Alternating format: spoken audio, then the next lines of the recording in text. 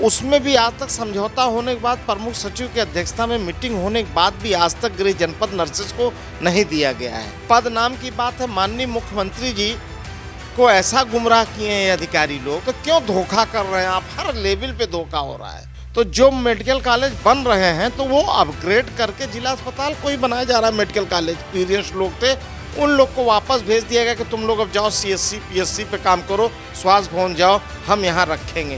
पूरा दुनिया में हमारा नाम हो रहा है हिंदुस्तान का, इतने ट्रिलियन की हमारी इकोनॉमी होने जा रही है। अरे तो हम लोग को क्यों नीचे ढकेल रहे हो? हम लोग तो जो पा रहे थे वो भी आपने छीन लिया। हमारे देश और प्रदेश में कई सारे विभाग हैं, कई सारे संगठन हैं और कहीं ना कहीं हर विभाग और संगठन कई सारी समस्याओं से जूझ रहा है। किसी को वेतनमान नहीं मिला है तो किसी को मानदेय नहीं मिला, तो कोई ट्रांसफ़र की वजह से परेशान है और हर विभाग में कहीं ना कहीं बहुत सारी समस्याएं हैं। इसी कड़ी में हमारे साथ हैं राजकीय नर्सेस संघ के प्रदेश महामंत्री अशोक कुमार जी। ये स्वास्थ्य विभाग से भी नाता रखते हैं। आज हम इनसे बातचीत करेंगे और जानेंगे कि स्वास्थ्य विभाग में क्या क्या समस्याएं हैं, क्या क्या परेशानियां आती हैं। सबसे पहले तो हमारे चैनल पे आपका बहुत बहुत स्वागत है। मैं आपसे जानना चाहूँगी कि स्वास्थ्य विभाग में कौन कौन सी समस्याएं हैं, कर्मचारियों को किन किन समस्याओं से जूझना पड़ रहा है। सबसे पहले आपका बहुत बहुत धन्यवाद कि आप लोग इतने सोच तो रहे हैं। कम से कम काश आप लोग जैसी सरकार में बैठे अधिकारी भी सोचते तो हमें आपके पास आने की ज़रूरत ना पड़ती। आज जब से ये सरकार बनी है, दूसरा टर्म चल रहा है, डबल इंजन सरकार है। हम लोगों को जब से कभी प्रमुख सचिव स्तर पे बैठक ही नहीं कराई गई और प्रमुख सचिव बैठक करके भी जिन बातों को अमल करने के लिए खुद लेटर जारी कर चुके हैं कि ये बात हो जानी चाहिए। 8 एग्जाम्पल दिए हैं, 8 पॉइंट। जैसे नर्सेस को गृह जनपद का मैटर था तो उसमें 8 पॉइंट दिए हैं कि इसलिए लड़कियों को गृह जनपद में कर दिया जाए। आज तक ये 14/7/2022 की बात है, समझौता हुआ है, उसका पत्र मेरे पास ही रखा है। तो उसमें भी आज तक समझौता होने के बाद प्रमुख सचिव की अध्यक्षता में मीटिंग होने के बाद भी आज तक गृह जनपद नर्सेस को नहीं दिया गया है।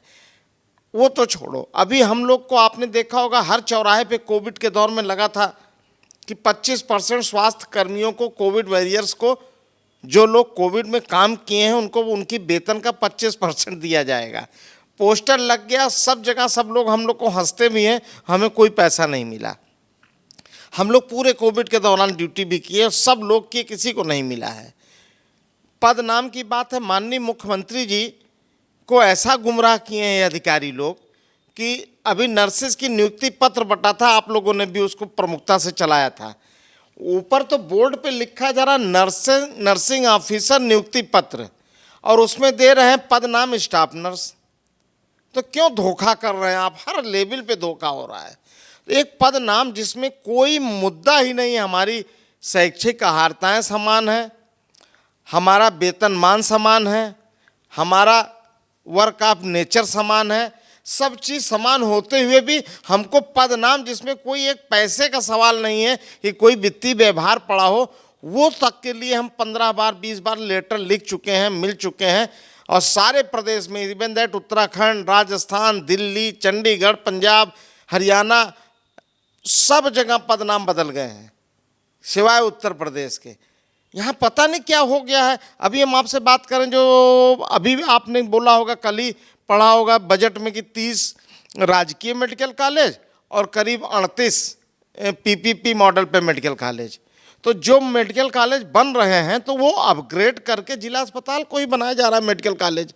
तो उन जिला अस्पतालों में जो 25-25, 30-30 साल के लोग काम करने वाले एक्सपीरियंस लोग थे, उन लोग को वापस भेज दिया गया कि तुम लोग अब जाओ सीएससी पीएससी पे काम करो, स्वास्थ्य भवन जाओ, हम यहाँ रखेंगे। क्योंकि वहाँ 10,000, 15,000, 18,000, 20,000 में बेरोजगारी बढ़ा दिए हैं।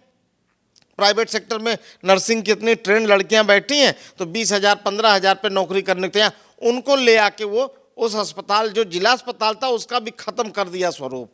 वहाँ पे भी नहीं काम हो रहा है और जो नए बच्चे गए इनको कम से कम ट्रेंड होने देते। आपको हम बताएं, केजीएमसी है यहाँ पे, केजीएमसी में आज भी चिकित्सा स्वास्थ्य विभाग के नर्सेस काम करती हैं और 2007 से वहाँ खुद केजीएमसी की भी नर्सेस का सिलेक्शन हुआ है। आज तक केजीएमसी वहाँ की नर्सेस को नहीं छोड़ा है, पूर्व की बात बनी हुई हैं। और जब उनका प्रमोशन होता है, वो चाहती हैं ट्रांसफ़र, तो अपने कहीं चला। ये भावना तब आती जब ये भाव समझते हमसे प्रमुख सचिव लोग। हम मालूम है कि वो आईएएस हैं, बहुत पढ़े लिखे हैं, पूरा समाज चला सकते हैं, लेकिन ग्राउंड लेवल पे तो हम लोग काम कर रहे हैं। हम लोग को 30-30 साल का एक्सपीरियंस, 35-35 साल का एक्सपीरियंस, हम लोग से बात करना चाहिए था। यही सरकारें थी इससे पहले नर्सेज की भर्ती नहीं कर पा रही थी। 2016 में प्रमुख सचिव महोदय थे अरविंद कुमार साहब, हमसे बुला के पूछे, उनको हम एक छोटा सा एक लाइन का एग्जाम्पल दिए। हमने कहा साहब नर्सेज का ग्रेड पे 4600 है और लोक सेवा आयोग में जितनी भी भर्तियां होती हैं उनका ग्रेड पे 4600 से 6600 के बीच में जितने लोग हैं सबका लोक सेवा आयोग से भर्ती होता है। तो कहें दैट्स गुड, उन्होंने हमसे बोला। उन्होंने ये नियम बनाया और 24 घंटे में रात दिन मेहनत करके वो खुद नियमावली बनाए। उस नियमावली से आज कई बार सिलेक्शन हो चुका लोक सेवा आयोग से।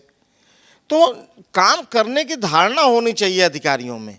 आप हमारा क्या, हम कर्मचारी लोग 400, 500, 200 किलोमीटर दूर से घर से आते हैं यहाँ पैसा कमाने के लिए, पेट भरने के लिए कि हमारे बच्चे पढ़ेंगे लिखेंगे। आपने मेरा कोरोना काल में डीए रोक दिया, 1.5 साल का डीए नहीं दिया। हम लोग को 2 बच्चों पे फैमिली प्लानिंग भत्ता मिलता था, परिवार कल्याण भत्ता, वो आपने नहीं दिया। हम लोग को सिटी अलाउंस मिलता था, जैसे अब सिटी अलाउंस शहरी भत्ता मिलता था, वो हमें नहीं दे रहे हैं, आप रोक दिए, ख़त्म कर दिए। हम लोग को बहुत उम्मीद भी थी कि इस बजट में कुछ देंगे, लेकिन इस बजट में तो जैसे हम लोग बिल्कुल सारा सरकार का कार्य का क्रियान्वयन हम ही लोगों को करना है। हम लोग से मतलब हम ही नहीं, मेडिकल हो गया, रोडवेज हो गया, जल निगम हो गया, नगर निगम हो गया, पुलिस हो गया, आप सबका तो रोके हो, सबका काट दे रहे हो पैसा।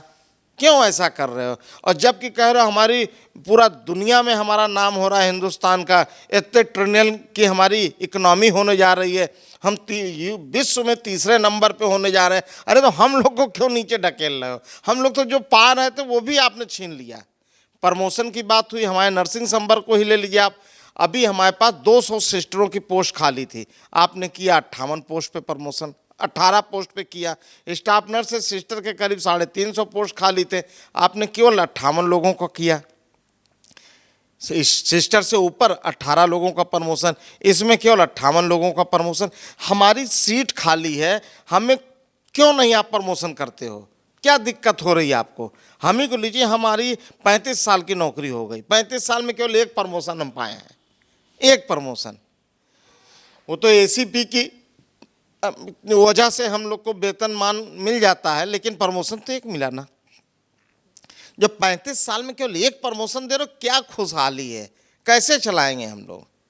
अब आपसे बताएं, संविदा वाला हम तो चलो कुछ ठीक है, हम परमानेंट हैं। आप लोग की एज के बच्चे संविदा में, प्राइवेटाइजेशन में, हमारे अस्पतालों में 5-5 साल, 6-6 साल, 10-10 साल से काम कर रहे हैं 18,000 पे। हम लोग को भी दया आती है। सरकार ने एक नियम बनाया था हमारे यहाँ, तो वो नियम लागू हुआ था, 5 साल अगर संविदा में काम करोगे तो 15 नंबर आपको एक्स्ट्रा मिलेगा।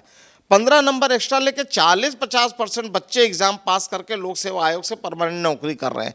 अब सरकार 5 साल 6 साल अगर हमारे बच्चे काम कर रहे हैं, जो चाहे जिस पोस्ट पे हो, नर्सेज ही नहीं, चाहे जिस विधा के लोग हों, संविदा पे, पीपीपी पे, तो उन लोगों को आप कोई एक पॉलिसी बनाइए, उनकी भी शादी ब्याह, बच्चे पलेंगे। 18,000 में कौन नौकरी कर लेगा?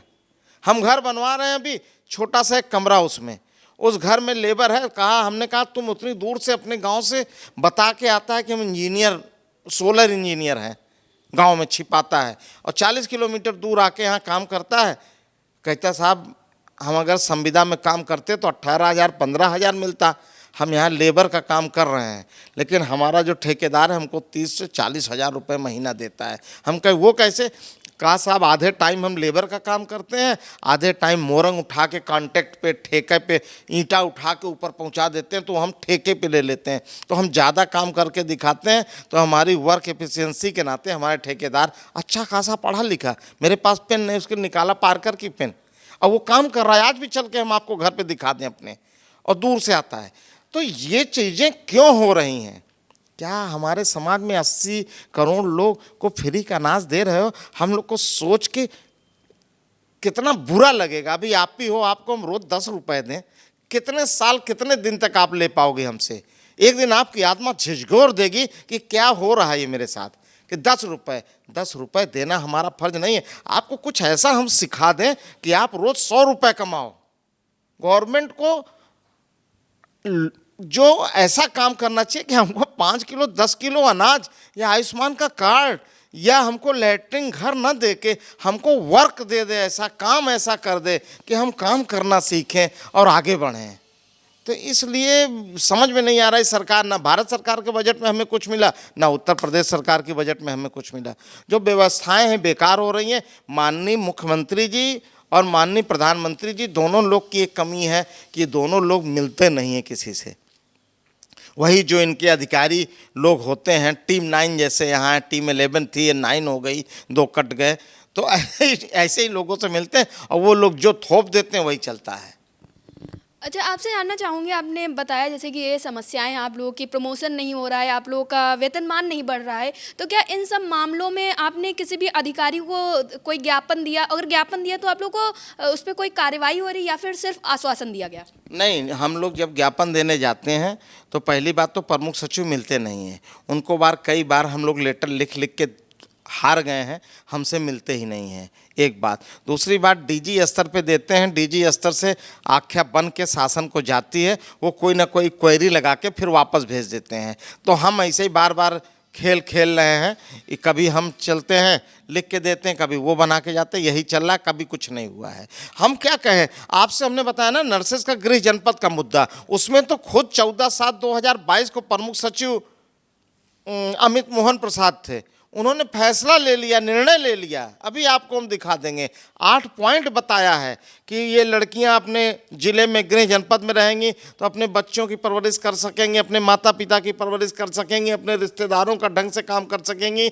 इनको एक्स्ट्रा लीव नहीं, चाइल्ड केयर लीव नहीं लेना पड़ेगा, नात मात रिश्तेदार के साथ अच्छे से उनकी सेवा कर सकती हैं। आप क्या कर रहे हो? 14/7/22 से 24 आने वाला है, 2 साल आप अपना समझौता नहीं लागू कर रहे हो भाई, तो अब कौन सा हम अपनाएं, क्या हम अख्तियार अपनाएं? तो एकदम कोई सुनने वाला नहीं है, ना कोई समझने वाला है। अब पता नहीं क्या उसका लॉजिक है कि हम अब कुछ कहें। देखिए वहीं से फ़ोन भी आ गया, वहीं स्वास्थ्य भवन से ही फ़ोन है ये। सर, मैं आपसे जानना चाहूँगी कि ओपीएस कहीं ना कहीं बहुत बड़ी समस्या है और बनी है, काफ़ी समय से, लंबे समय से लोग प्रयासरत भी हैं कि इसका हल हो, तो आप इस समस्या पे क्या कुछ कहना चाहेंगे? देखिए, ओपीएस तो भारत सरकार को देना ही पड़ेगा। माननीय प्रधानमंत्री जी कहते हैं एक देश एक नीति। जब जीएसटी एक समान, इनकम टैक्स एक समान, पेट्रोल डीजल का दाम एक समान, रेल में आप यात्रा करते हो रेल का टिकट एक समान, डाक टिकट एक समान, तेल घी सब एक समान रेट है, तो हम लोग को ओपीएस 6 स्टेट में बहाल हो गया है और बाकी अदर स्टेट में क्यों नहीं? ओपीएस में तो हम लोग 100% नहीं 110%, विजय बंधु जी जो कहते हैं कि 110% बहाल होगा, तो 110% ओपीएस बहाल होगी। ओल्ड पेंशन, अभी अमित शाह जी आपके बोल रहे थे, गृह मंत्री जी, कि एनपीएस बहुत बढ़िया, अभी कर्मचारियों को नहीं पता चलेगा, आगे चल के पता चलेगा। एक चीज़ बताओ, कितनी कॉमन सेंस छोटी सी बात है, जो भी अच्छी चीज़ होती है वो माननीय सांसद जी खुद लेते हैं। जहाज में बिजनेस क्लास में चलेंगे, ट्रेन में फर्स्ट क्लास में चलेंगे, पीए प्यून जो भी है सब। आज भी इनको 3,000 रुपये वो मिलता है टेलीफोन का भत्ता। आज बताओ 3,000 फ़ोन का ज़रूरत क्या है? हम लोग तो 300 रुपये शायद देते हैं, फुल बात करो जितना भी बात कर सकते हो, लेकिन इनको 3,000 रुपये टेलीफोन अलाउंस मिलता है। खैर, 3 फ़ोन चलाओ आप 3,000 रुपये महीने में, 4 फ़ोन चलाओ, 5 फ़ोन चलाओ, लेकिन सारी अच्छी चीज़ जब आप स्वयं लेते हो, तो अगर एनपीएस अच्छा था तो मान्यवर आपने क्यों नहीं लिया? भाई दिल्ली में इन लोग का बंगला जाके देखिए आप, कितनी अच्छी जगह पे है, तो सब अच्छी चीज़ ये लेते हैं, तो एनपीएस क्यों नहीं लिए? सारा चीज़ कर्मचारियों पे। इवन दैट कोरोना आया था तो कोविड का इंजेक्शन भी हम कर्मचारियों पे ट्रायल हुआ था कि पहले जान जानी है तो इन्हीं की जाए, हमें पे ट्रायल हुआ था। तो हर एक चीज़ अच्छी आप लेते हो, तो हमको क्यों ओपीएस दे दिए, वो एनपीएस दे दिए? एनपीएस आपको भी लेना चाहिए था, अच्छा था तो इसलिए ओपीएस तो लेके रहेंगे, लेके रहेंगे, लेके रहेंगे, चाहे जैसे रहें। आप लोगों का हाल ही में एक प्रोग्राम हुआ था रन फॉर ओपीएस सर, उसके पीछे का कारण तो कहीं ना कहीं यही था कि ओपीएस में पुरानी पेंशन योजना की बहाली का ही कारण रहा है। तो इसका मतलब आप लोगों ने किस स्तर पे इसको किया था और आपको क्या उम्मीद लग रही है कि इससे इस चीज़ का हल होगा? देखिए, हमारा कार्यक्रम ये तो था, बहुत बढ़िया कार्यक्रम था। हम लोग 9 बजे से शुरू करवाने वाले थे। प्रशासन ने ज़बरदस्ती हम लोगों से जल्दी से जल्दी करने को कहा, तो 8 बजे ही शुरू करा दिया। उसमें हमारा डिस्टर्ब हो गया थोड़ा सा प्रोग्राम। हालांकि हज़ारों की संख्या में लोग आए थे। वो तो आप कहीं ऑफिस से आप देख ही रहे होंगे क्या भीड़ थी, कितनी भीड़ थी। तो हमारे बहुत बढ़िया प्रोग्राम था। और हम लोग जब पदयात्रा कर चुके हैं, रैली कर चुके हैं, अब हम लोग दौड़ लगा रहे हैं, क्योंकि अब इलेक्शन को कम दिन बचा है। तो 2 महीने हम लोग दौड़ लगा रहे हैं। और जो भी कार्यक्रम तैयार वो करेंगे। जैसे वोट फॉर ओपीएस, जो ओपीएस की बात करेगा वही देश में राज करेगा। रन फॉर ओपीएस, तो हम लोग सब टोटल अब तैयार हो गए हैं। अपने दोस्त यार रिश्तेदार जो ओपीएस की बात करेगा उसी को वोट देने की बात करेंगे। तो इसमें हम लोग कोई विधिक बाधा नहीं है। और गवर्नमेंट को मान जाना चाहिए हमारी बात, क्योंकि गवर्नमेंट को फ़ायदा है। अभी प्राइवेट सेक्टर के लोग मेरा पैसा ले रहे हैं एनपीएस में, फिर ये गवर्नमेंट के पास आता जीपीएफ के रूप में। जैसे हम लोग हैं 15,000 20,000 रुपये जीपीएफ कटवाते हैं, वो गवर्नमेंट के फंड है। 30-35 साल बाद रिटायर होंगे, तब वो पैसा आपको मिलेगा। तब तक आप बीच में यूज कर सकते हो, गवर्नमेंट यूज कर सकती है। क्या मतलब था हम लोग को अभी 15,000 आप 14% आप दे रहे हो और 10% हम दे रहे हैं। 24% पैसा कहाँ जा रहा है? अडानी अंबानी या जो शेयर मार्केट चला रहे हैं उन लोगों के पास जा रहा है। तो ये नुकसान कर रहे हैं। ये ऐसा काम सरकार को नहीं शोभा देता, नहीं करना चाहिए। हम लोग को पुरानी पेंशन इनको देना चाहिए। अभी भी हम लोग उम्मीद में हैं कि माननीय प्रधानमंत्री जी यशस्वी प्रधानमंत्री हैं, डबल इंजन की सरकार है। चुनाव के पहले हो सकता है कि हम लोग को कुछ पुरानी पेंशन पे अमल करें और दें। हमारे साथ थे स्वास्थ्य विभाग से अशोक कुमार जी। आज इन्होंने बातचीत की और इन्होंने बताया कि जल्द ही इनकी समस्याओं का निवारण हो सकता है। हर विभाग की तरह स्वास्थ्य विभाग में बहुत सारी समस्याएं बनी हुई हैं। अधिकारी भी मिलते हैं लेकिन कोई उसका हल नहीं निकाल पा रहे हैं। अब बस यही उम्मीद जता रहे हैं कि 2024 लोकसभा चुनाव के पहले शायद इन लोगों की समस्याओं का हल निकल जाए। कैमरा पर्सन विवेक के साथ मैं मधुलिका, आप देख रहे हैं अटल टीवी।